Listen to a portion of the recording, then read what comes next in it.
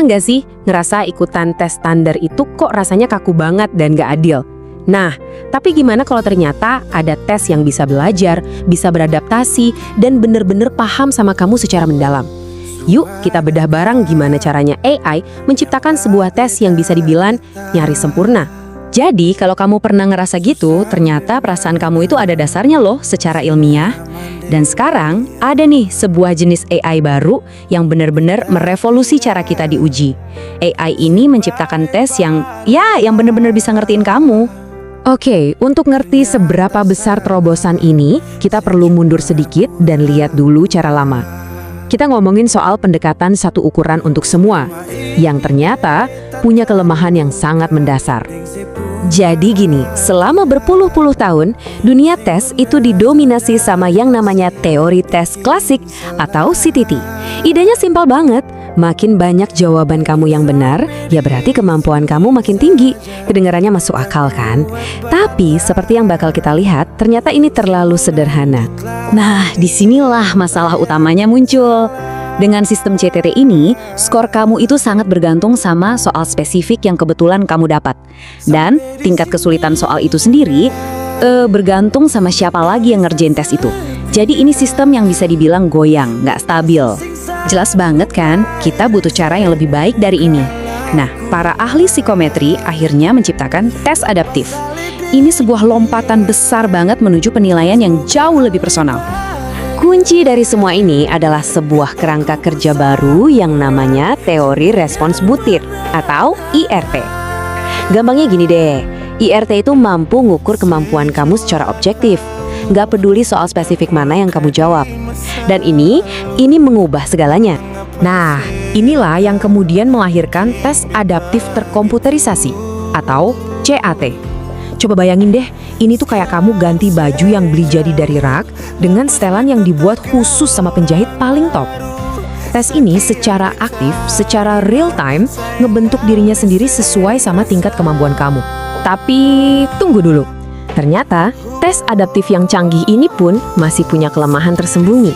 Mereka ini emang cerdas, tapi mereka nggak strategis. Seperti yang diungkapkan oleh para peneliti di balik AI canggih ini, CET yang ada sekarang itu berpandangan pendek atau miopik. Maksudnya, mereka cuma fokus satu langkah ke depan aja, milih pertanyaan terbaik berikutnya tanpa punya rencana jangka panjang. Nggak ada game plan-nya. Analoginya tuh pas banget, kayak pemain catur pemula. Dia mungkin tahu langkah terbaik apa yang harus diambil sekarang, tapi dia nggak punya strategi besar buat memenangkan seluruh permainan. Ya, taktiknya bagus, tapi itu bukan strategi untuk jadi juara. Jadi, gimana caranya kita ngajarin tes ini buat berubah dari pemain catur amatir jadi seorang grandmaster? Nah, disinilah kecerdasan buatan modern masuk dan benar-benar mengubah permainan. Para peneliti ini beralih ke sebuah teknik AI yang super kuat, namanya reinforcement learning. Coba bayangin kamu lagi ngajarin AI pakai sistem hadiah dan hukuman. Tujuannya bukan cuma biar dia bisa bikin satu keputusan yang bagus, tapi buat ngembangin sebuah strategi utuh biar bisa menang dalam jangka panjang. Dan caranya ini brilian banget. Jadi si AI ini pada dasarnya disuruh main jutaan kali simulasi tes.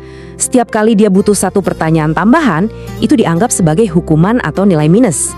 Seiring berjalannya waktu, AI ini jadi belajar sendiri untuk nemuin jalur paling efisien buat dapat skor yang akurat untuk tipe peserta tes manapun.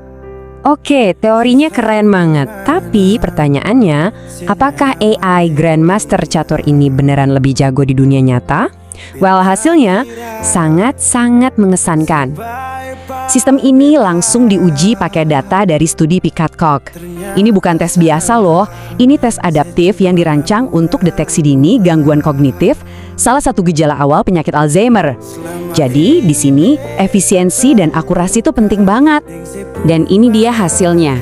AI baru yang mereka sebut DeepCat ini ternyata cuma butuh rata-rata 11,2 pertanyaan.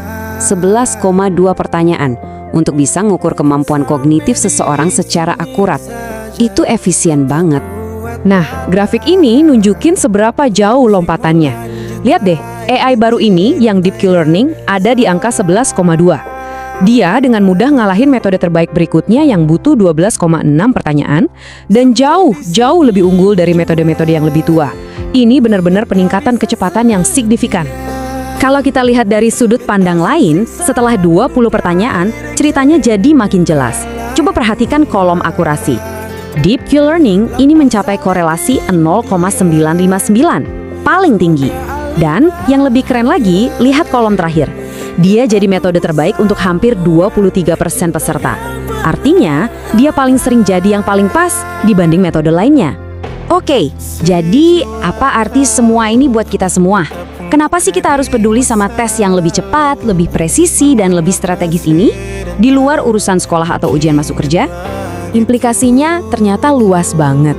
Ini bukan lagi sekedar soal ujian sekolah. Bayangin deh, screening untuk gangguan kesehatan mental atau penurunan kognitif bisa jadi jauh lebih cepat.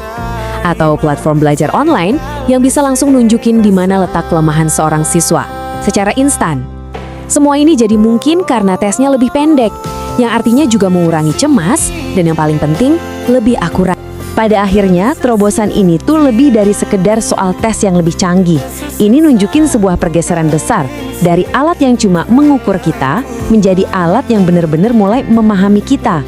Jadi pertanyaannya sekarang bukan lagi seberapa pinter kamu, tapi mungkin gimana caranya kami bisa memahami kamu dengan lebih baik.